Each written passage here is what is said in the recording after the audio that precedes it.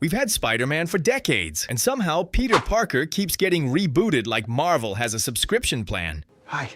From the old-school Spider-Man who looks like he walked straight out of another era, to Tobey Maguire, Andrew Garfield, and Tom Holland, every single Peter Parker has been a completely different guy wearing the same onesie. But here's the crazy part. Up and away, Shazam! Each Spider-Man actually has something the others don't. One had the most iconic Peter Parker moments ever put on screen. One had the best Spider-Man chemistry, full stop. And one basically got handed an Avengers membership before he even finished a high school chemistry test. So today, we're ranking, roasting, and appreciating every Peter Parker, old to new. This is for you. Your favorite Spider-Man might not actually be the best Peter Parker. Those are two different awards, and nobody ever wins both. And by the end, you'll probably realize your favorite Spider-Man might not actually be the best Peter Parker. I missed the part where that's my problem. Those are two different awards, and nobody ever wins both. Let's start at the beginning, back when web slinging basically meant guy climbs a wall very slowly while jazz music plays. The earliest live-action Spider-Man looks less like a superhero and more like your uncle who really committed to a Halloween costume. The eyes on the mask don't move. The webs look like they're made of actual yarn, and the fight scenes have the urgency of a Sunday afternoon nap. But here's the thing. For its time, this was groundbreaking. Seeing a guy actually crawl up a building on camera was wild. No CGI, no green screen magic, just a stuntman, some cables, and pure commitment to the bit. The tone was slower, more procedural, almost like a detective show that occasionally remembered it had a superhero in it. My back! My back! Peter himself barely got any personality. He was more guy in a suit than awkward teenage genius with a moral crisis. It's charming in a so bad it's good way. It's the superhero equivalent of finding your dad's old yearbook photo. But Spider-Man was about to get a complete makeover. And suddenly, Peter Parker looked less like an old-school superhero and more like the teenager we actually imagined. Enter Tobey Maguire, the Peter Parker who made an entire generation associate Spider-Man with genuine, crushing awkwardness. This Peter isn't smooth, he's not confident, he trips over his own words, gets picked on constantly, and somehow makes sad guy in the rain one of the most iconic images in superhero history. Let's talk about that kiss for a second. Upside down, in a rainstorm, mask half pulled up so it's just a mouth. It should not work. It absolutely works. It's still the moment people reference 20 plus years later. Then there's Uncle Ben's death, which single-handedly made, with great power comes great responsibility. A phrase that's now basically a personality trait for the entire fandom. And we cannot skip the dancing. That black suit, strut down the street, that is not the walk of a confident man. That is the walk of a man who just discovered eyeliner and needs everyone to know about it. It's amazing. It's cringe. It's iconic for both reasons at once. Tobey's Spider-Man humor is quiet. Mostly one-liners muttered mid-swing. But the emotional core is what made this version stick. This Peter carries guilt like a backpack he never takes off. But just when fans thought this was the Spider-Man, Sony decided to press the giant reboot button. Andrew Garfield's Peter Parker walked in and basically said, what if Spider-Man had actual social skills? This version is more confident, more sarcastic, and way more talkative once the mask is on. Comic-accurate quipping? This is the guy who brought it to live action first. Tobey's Peter Parker looked like he needed help asking for a pizza. Andrew's Peter Parker looked like he could flirt with the cashier while ordering it, get her number, and still make it to class on time. His chemistry with Gwen Stacy is genuinely a highlight. Playful, witty, felt like two smart people who actually enjoyed being around each other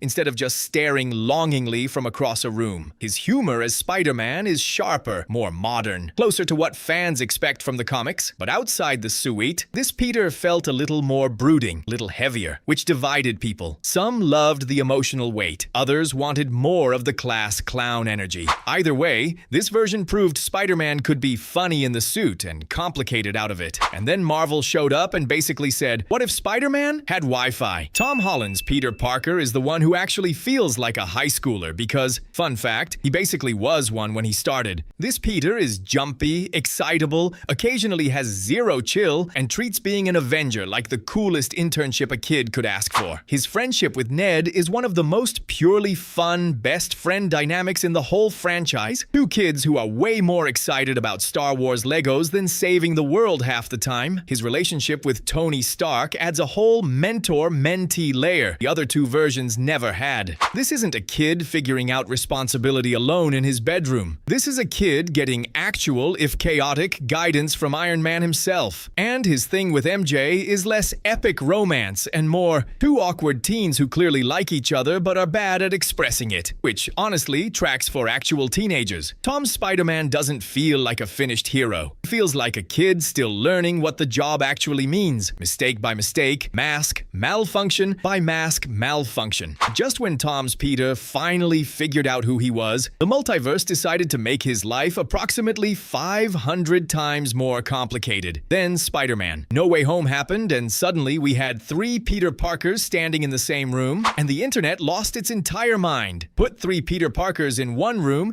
and you've basically created the world's most dysfunctional support group. Tobey's Peter is the tired, older brother who's seen everything and just wants everyone to be okay. Andrew's Peter is the guy quietly working through his own guilt, finally getting a redemption arc he never got in his own films. And Tom's Peter is the excitable little brother asking 100 questions and starstruck by both of them. The nostalgia hit different because it wasn't just fan service, it actually let each Peter's personality bounce off the others. Tobey's calm, Andrew's wit, Tom's energy. Together, they somehow complete each other instead of competing. And here's where things get really interesting, because after all these versions, we can finally ask the question nobody agrees on. Let's break this down by category. And yes, feel free to yell at your screen. Best Peter Parker. The actual person, not the suit.